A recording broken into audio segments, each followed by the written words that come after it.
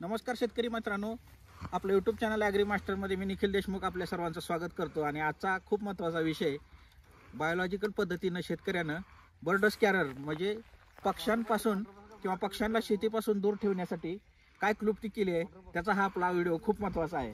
तर आपण बघू शकतो ही जी आपली द्राक्षाची बाग आहे, तर ह्याला पक्ष्यांचा धोका होतो किंवा पक्षी सारखं वारंवार असे द्राक्षे खातात। तर शेतकऱ्यांना याची काय क्लुप्ती केली आपण बघूया।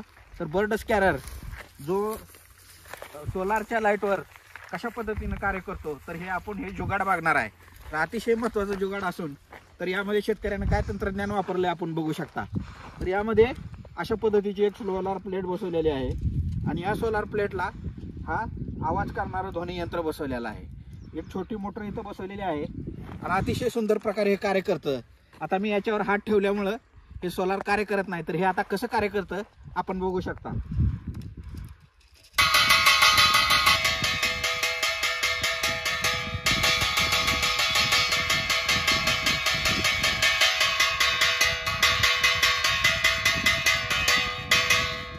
तर हे अशा पद्धतीचं कार्य करतं।